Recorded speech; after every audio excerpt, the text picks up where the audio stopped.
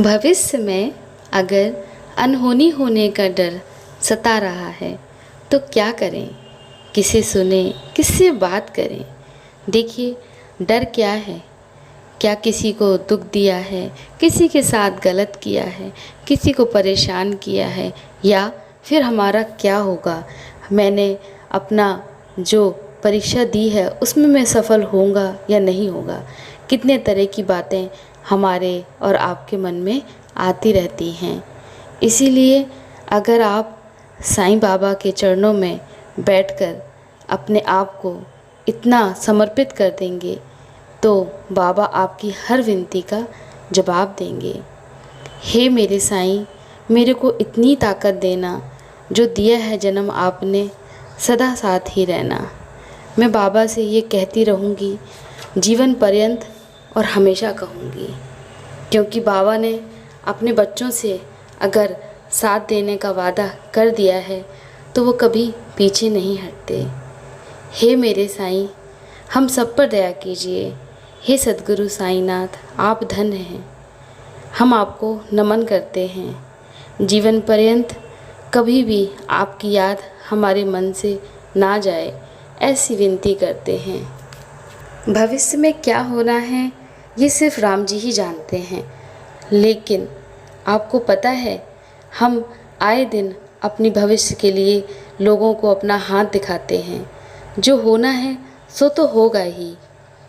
साईं सचरित में मूल्य शास्त्री जी, जो कि बहुत ही कर्मनिष्ठ और अग्निहोत्र ब्राह्मण थे और जिन्होंने 6 शास्त्रों का अध्ययन किया था, उन्होंने कई बार कोशिश की कि बाबा के हाथ की परीक्षण करें, पर बाबा ने हर बार उनको मना कर दिया, क्योंकि बाबा जानते थे उनके जीवन में क्या होना है।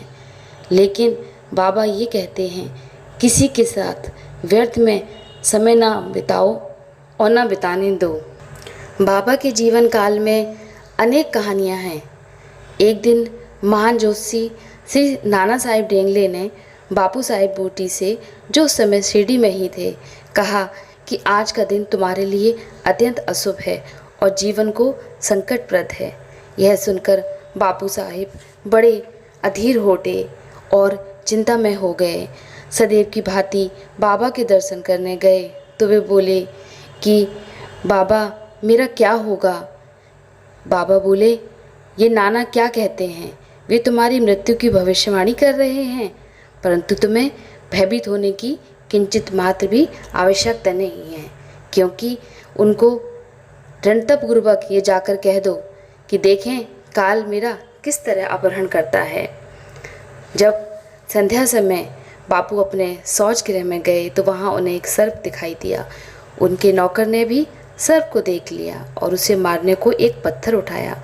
बापू साहिब ने बड़ी लंबी लकड़ी मंगवाई और लकड़ी लेकर ही उस सांप को मार दिया और वह दृष्टि से ओझल भी हो गया। ना जाने वो मरा या ओझल हो गया, ये तो उस वक्त के ही लोग जानते हैं, पर बापू साहिब को बाबा के अभयपूर्ण वचनों का स्मरण हुआ, क्योंकि बाबा ही भविष्य के वक्ता हैं। उन्होंने जो कुछ हमारे लिए रचा है उसमें हमारा श्रेयस्कर है, हमारा हित है।